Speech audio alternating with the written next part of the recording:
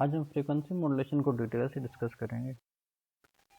तो सबसे पहले हम उसका मैथमेटिकल मॉडलिंग करेंगे, उसमें मॉड्यूलेशन इंडेक्स क्या होता है, उससे हम नैरो बैंड और वाइड बैंड कैसे बनाते हैं और जनरेशन कैसे की जाती है, ठीक है, इसकी पावर की कैलकुलेशन बैंडविड्थ करेंगे। तो स्टार्ट करते हैं। हमारे पास दो तरह की मॉड्यूलेशन होती है, एक एंगल मॉड्यूलेशन, एक एम्पलीट्यूड मॉड्यूलेशन।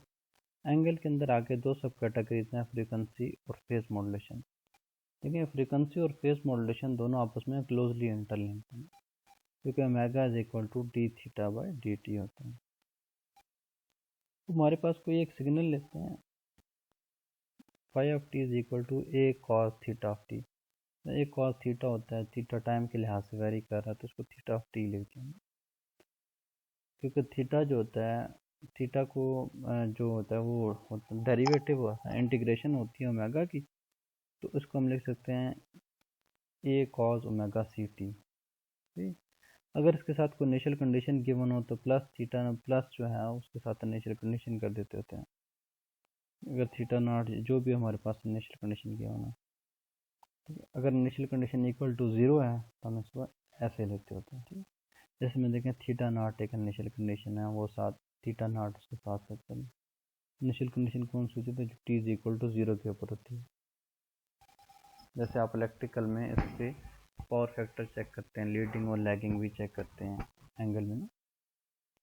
तो हमारे पास ओमेगा सी कैरियर फ्रीक्वेंसी है। तो अगर हम फ्रीक्वेंसी मॉड्यूलेशन करें तो ओमेगा सी के साथ हम के एफ एम ऑफ टी करते हैं। के एफ क्या चीज़ है, हमारे पास फ्रीक्वेंसी डेविएशन कांस्टेंट है। ठीक है, फ्रीक्वेंसी कांस्टेंट आप ये समझना कि फ्रीक्वेंसी चेंज करने के लिए एम ऑफ टी के साथ मल्टीप्लाई करें। अब देखें, omega I is equal to omega C plus K F M of T है। यहाँ से अगर हम थीटा निकालना चाहें तो थीटा होता है ओमेगा की इंटीग्रेशन, या आप यूँ समझ लें कि ओमेगा जैसे थीटा का डेरिवेटिव होता है तो थीटा ओमेगा की इंटीग्रेशन होगी। तो ओमेगा को हमने इंटीग्रेट कर दिया, जब ओमेगा को इंटीग्रेट किया तो omega C T plus K F M M of T A of T या एम ऑफ अल्फा या एफ अल्फा मिला, जो वेरिएबल यहाँ पे होता है उसी वेरिएबल को हम आगे लगाते हैं, वेरिएबल चेंज कर देंगे। ये सारा एंगल है, इस यहाँ से आगे इसको हमने कास के अंदर पुट कर दिया। ओमेगा किसके इक्वल है, omega is equal to 2 pi F के इक्वल होता है ना, तो वो लिख दिया A C cos 2 pi F C T plus K F M of T का इंटीग्रेशन। ठीक, अब एम ऑफ टी की जो वैल्यू, एम ऑफ टी जो है हमारे पास मॉडुलेटिंग सिग्नल है। अगर हम कहें M of T is equal to A maximum A M cos 2 pi F M of T, M का मतलब मॉडुलेटिंग है, सी का मतलब कैरियर है ना। तो यहाँ से हम फिर इंस्टेंटेनियस, जैसे हमने इंस्टेंटेनियस एंगुलर फ्रीक्वेंसी निकाली, सिंपल इंस्टेंटेनियस फ्रीक्वेंसी भी निकाल सकते हैं, एफ सी, देखिए ना, इंस्टेंटेनियस टोटल फ्रीक्वेंसी क्या हो जाएगी, ओमेगा सी के साथ एफ सी, ठीक है, F C plus K F A M cos omega T, K F के साथ ए एम मल्टीप्लाई होगा, ठीक है ना, के एफ ये है, ये वाला ए एम इसका कॉन्स्टेंट साथ में जब यहाँ पे पुट करेंगे तो के F A M cos omega C T आ जाएगा। अब देखें, ये कैरियर हमारा ये वाला फिक्स है ना, ये कैरियर फिक्स है, ये जो चीज़ है ये चेंज हो रही है, K F A M cos omega C T, या कॉज लिख लें, साइन लिख लें, हर केस में वेरी करता है, वो इस सिग्नल के लिहाज से चेंज होता रहता है। ठीक है, तो इसकी मैक्सिमम वैल्यू कितनी हो सकती है, के एफ के साथ ए एम ना, के एफ के साथ ए एम। अब देखें, ये जो ए एम है, इस केस में हमने क्या दिया, एम ऑफ टी का मैग्नीट्यूड है, एम ऑफ टी का मैग्नीट्यूड है ना, इसका मैक्सिमम एम एक्स का मैग्नीट्यूड क्या है, ए एम। तो इसको हम जनरल फॉर्म में लिखें तो एम ऑफ टी के मैग्नीट्यूड के इक्वल है, मैग्नीट्यूड को हमने पॉजिटिव फॉर्म में लिखा। तो इसकी डेविएशन जो मैक्सिमम होती है के एफ ए एम के इक्वल होती है, ए एम, क्योंकि इस केस में ये एम ऑफ टी का मैग्नीट्यूड है तो हमने maximum of M of T लिख दिया। क्योंकि कॉज जो है -1 से 1 के बीच में वेरी करता है, तो इसको 1 कंसिडर कर लेते हैं, तो ये सारी वैल्यू इसकी इक्वल हो जाएगी।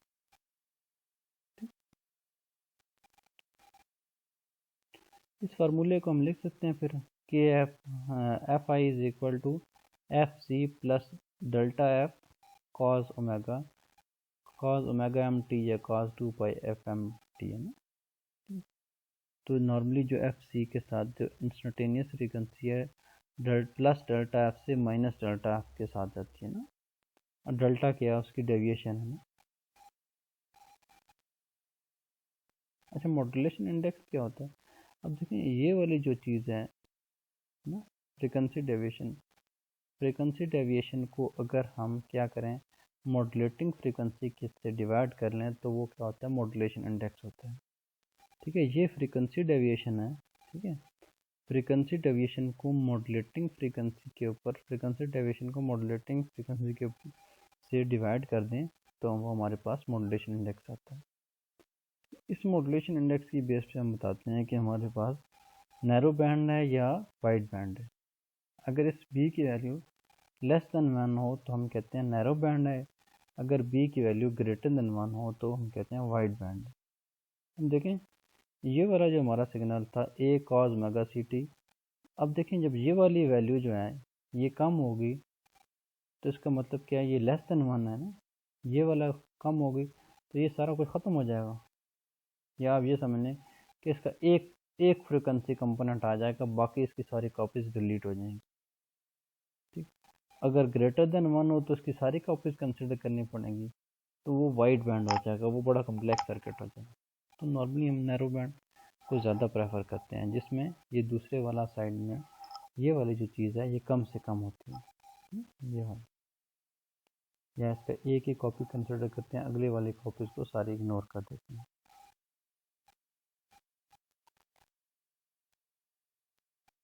हम देखें phi F T is equal to A cos omega C T plus K F A के साथ साइन ओमेगा सी टी। ये लिखा हुआ हम लिखा था, चलो अच्छा मैं यहाँ पे आया था इसलिए हम ये समझने के लिए देखें हमारे पास ओरिजिनल सिग्नल है। अब कैरियर की वजह से हमारे पास देखें ये कैरियर की वजह से ये एक दफ़ा एफ सी के ऊपर शिफ्ट हो जाएगा। ठीक है, अब ये प्लस एफ सी और माइनस एफ सी के ऊपर शिफ्ट हो जाएगा। फिर उसके साथ एक और देखें ये कैरियर कॉज के अंदर एक कैरियर है, फिर उसके साथ अंदर एक मॉड्यूलेटिंग सिग्नल है। ये मॉड्यूलेटिंग सिग्नल क्या करेगा, कैरियर की फिर आगे दो कॉपी जनरेट कर देगा। देखें ओरिजिनल सिग्नल को हमने एफ सी और माइनस एफ सी के ऊपर शिफ्ट कर दिया। जब एफ सी था उसके आगे फिर दो आगे कॉपी जनरेट हुई एफ एम और माइनस एफ एम के साथ। हाँ माइनस एफ सी पे जनरेट हुआ, minus F C plus F M minus F C minus F M, दो इसके कॉपीज जनरेट हुई। तो ये बिल्कुल वैसे ही होता है जैसे हमारे एम्पलीट्यूड मॉड्यूलेशन की तरह होते हैं। अब इसमें देखें एक साइन वाला कंपोनेंट है, एक कॉज वाला कंपोनेंट है, तो अगर हम इसको जनरेट करना चाहें तो कैसे करें। देखिए एक कॉज कंपोनेंट लिया ना, कॉज कंपोनेंट को जब -90 डिग्री शिफ्ट करेंगे तो वो साइन बन जाएगा। कॉज को -90 डिग्री शिफ्ट करके उसे साइन बना लिया, तो हमने ओरिजिनल सिग्नल के साथ इसको मल्टीप्लाई कर दिया और आखिर में क्या करें, दोनों को ऐड करके narrow band F M wave में हासिल कर। अगर माइनस का साइन है बीच में तो यहाँ पे क्या किया, नेगेटिव साइन लगा लिया। इसी तरह वाइड बैंड में क्या होता है, देखें वाइड बैंड में ये वाली सारी चीज़ें कंसिडर करनी पड़ती हैं। जब ये वाली सारी चीज़ें कंसिडर करते हैं तो ये एक एफ सी की कॉपी, देखें एक एफ सी की तो अपनी कॉपी है, फिर इसका पहला लूप, फिर इसका दूसरा लूप, फिर इसका तीसरा लूप जाते जाते हैं, तो ये हमें ले जाता है बॉसल फंक्शन की तरफ। ठीक है, nth ऑर्डर बॉसल फंक्शन लिखते हैं। देखें एफ सी था, एक एफ सी पे चला गया माइनस के साथ, एक प्लस के साथ चला गया, फिर एफ एम की जैसे मैंने आपको कहा बेशुमार कॉपी हो जाती हैं, तो F M N minus N F M लिख दिया minus plus N F M लिख दिया। अब एक दफ़ा एफ एम होगा, फिर दो दफ़ा होगा, फिर तीन दफ़ा होगा। जब एक दफ़ा होगा तो जे वन आ जाएगा, जब दो दफ़ा होगा तो जे टू आ जाएगा। तो ये ओरिजिनल सिग्नल है हेड वाला। अब ये पहले इसके कॉपी, इसी तरह दूसरी कॉपी, दो यहाँ दिखाएगी, तो एन के लिए सारी कॉपीज यहाँ मतलब इसी तरह से कॉपी जनरेट होंगी। Sum of all is equal to क्या होता है, सारे की टोटल पावर क्या होती है, इक्वल टू 1 होती है। अब देखें एफ सी वाला जे ज़ीरो है, पहले शिफ्ट के साथ, F C minus F M के साथ वो जे वन हो जाएगा। अब F C minus two F M के साथ वो जे टू हो जाएगा, सेकेंड उसका फॉर्म आ जाएगा। अब अगर इसको इसकी बैंडविड्थ देखें तो बहुत ज़्यादा बैंडविड्थ हो जाती है। नंबर मतलब जितने इसके साइड बैंड्स हैं उतने साइड बैंड्स के साथ मल्टीप्लाई करना पड़ता है। नॉर्मली तो बैंडविड्थ मिनिमम होती है F B W is equal to 2 time F M, है ना, ये नैरो बैंड के केस में होती है। अगर वाइड बैंड में हो जाए तो साइड बैंड बहुत ज़्यादा हो जाते हैं, तो हम क्या करते हैं, नंबर ऑफ एन से मल्टीप्लाई करते हैं। नैरो बैंड में ये एन की वैल्यू 1 होती है, इसमें आपको बताया था सिर्फ एक कॉपी इसकी इस्तेमाल करते हैं। तो इसके लिए हम एक क्रिम्सन रूल पढ़ते हैं। क्रिम्सन रूल इसकी हमारी बैंडविड्थ कैलकुलेट करने के लिए यूज़ किया जाता है। अब देखें वो वाली ideal bandwidth B W is equal to 2 time two F M into N, ये अचीव कर ये लेना बड़ा मुश्किल होता है। तो हम क्या करते हैं, नीयरली ऑल पावर जो होती है, तकरीबन सारी पावर इस बैंडविड्थ के अंदर लाई करती है। तो कॉर्सन रूल कहता है कि जो बैंडविड्थ है सिंगल टोन के लिए is equal to 2 time delta F. Delta F क्या चीज़ है, हमारी फ्रीक्वेंसी डेविएशन है ना, प्लस 2 एफ एम होती है। ये 2 एफ एम कौन से वाली है, जो नैरो बैंड में चाहिए होती है। तो डेल्टा एफ किसके इक्वल होता है, delta F is equal to B into F M होता है।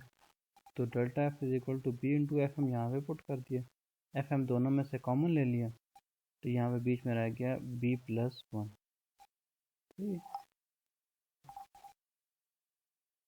हम देखें अगर जनरल सिग्नल के लिए यही बात करें तो जैसे इस केस में एफ एम था, तो जनरल केस में बैंडविड्थ क्या आ जाती है, डब्ल्यू के इक्वल आ जाएगी। तो 2 time delta F plus 2 W है ना, तो 2 डब्ल्यू के इक्वल होती है। डेविएशन रेशो होती है, डेविएशन रेशो हमारी इक्वल होती है delta F divided by W, total bandwidth है ना, हाईएस्ट बैंडविड्थ, हाईएस्ट फ्रिक्वेंसी जो है हमारी डेल्टा एफ। तो अब यहाँ से देखें डेल्टा एफ की वैल्यू फाइंड करें, delta F is equal to D into W. तो डब्ल्यू दोनों में से कॉमन ले लिया, तो 2 डी प्लस 1 के साथ डब्ल्यू मल्टीप्लाई हो रहा है। ये deviation ratio is equal to होती है delta F divided by W, और डब्ल्यू क्या चीज़ है, बैंडविड्थ है या हाईएस्ट फ्रिक्वेंसी भी इसको कह सकते हैं। अब देखें मैंने पावर फाइंड करनी हो तो power is equal to A square divided by 2 होती है, क्योंकि इसका मैग्नीट्यूड ए है, तो रूट मीन स्केयर की तरह से हम इसकी पावर फाइंड कर सकते हैं।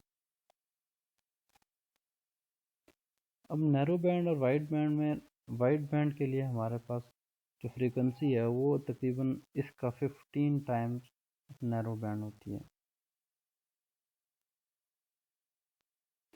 अच्छा, प्री एम्फोसिस और डी एम्फोसिस। देखिए वैसे जब फ्रीक्वेंसी हाई होती है तो मैग्नीट्यूड उसका एम्पलीट्यूड कम हो जाता है। नॉर्मली हम ये करते हैं कि जिस सिग्नल का एसएनआर लो होता है उसको हम क्या करते हैं, बूस्ट कर देते हैं। जब बूस्ट करते हैं तो इस प्रोसेस को हम क्या कहते हैं, प्री एम्फोसिस। ठीक है, उसकी ट्रांसमिशन के बाद फिर उसमें बाद में उसको क्या करते हैं, उसी लेवल पर ले जाते हैं, उसी लेवल पर वापस लेके जाने को हम कहते हैं डी एम्फोसिस। ठीक, तो प्री एम्फोसिस क्या करते हैं, हम जिसका एसएनआर लो होता है उसको हम बूस्ट कर देते हैं, डी एम्फोसिस में उसको वापस उसके ओरिजिनल लेवल के ऊपर ले आते हैं। जनरेशन किस तरह की जाती है, दो तरह से जनरेट करते हैं, एक डायरेक्ट और एक इनडायरेक्ट मेथड। अब देखिए नैरो बैंड के केस में जैसे आपको पहले मैंने बताया, एक कॉज लेते हैं, उसका 90 डिग्री शिफ्ट करके हम डबल साइड बैंड के साथ सिंपली एम मॉड्यूलेशन की तरह उसको जनरेट कर लेते हैं। इसी तरह वाइड बैंड में डायरेक्ट जनरेशन जो की जाती है वो VCO से भी की जाती है, वोल्टेज कंट्रोल ऑसिलेटर्स की मदद से ऑसिलेशंस पैदा की जाती हैं। इनडायरेक्ट मेथड में एक आर्मस्ट्रांग मेथड है जिसमें हम डिफरेंट ऑसिलेटर्स और फेज शिफ्ट को यूज़ करके जनरेट करते हैं। बाकी नैरो बैंड से भी हम वाइड बैंड बना सकते हैं। नैरो बैंड के साथ आगे फ्रीक्वेंसी मल्टीप्लायर लगा लें तो हमें वाइड बैंड मिल जाता है। क्योंकि इसकी फ्रीक्वेंसी आया होती है तो मल्टीप्लाई कर देते हैं इसमें। अब देखें फ्रीक्वेंसी मॉड्यूलेशन हम यूज़ करना हम ले सकते हैं अगर फेज़ मॉड्यूलेशन के साथ सिग्नल को पहले इंटीग्रेट करें। अगर पहले सिग्नल ले लें उसको इंटीग्रेट करके फिर फेज़ मॉड्यूलेशन करें तो हमें फ्रीक्वेंसी मॉड्यूलेशन मिलती है। ठीक है, अगर फेज़ मॉड्यूलेशन से पहले सिग्नल को इंटीग्रेट कर लें तो ये भी काम कर सकते हैं। पहले सिग्नल लिया, उसको इंटीग्रेट कर लिया, और आगे क्या कर लिया, ये फेज़ मॉड्यूलेटर लगा दो। ये वाला सारा फेज़ मॉड्यूलेटर है। ठीक है, ये फेज़ मॉड्यूलेटर लगा लेता हमें क्या मिलता है, ओवरऑल फ्रीक्वेंसी मॉड्यूलेशन की। ये कुछ फार्मूले हैं जो हमने अभी सारे डिटेल से डिस्कस किए।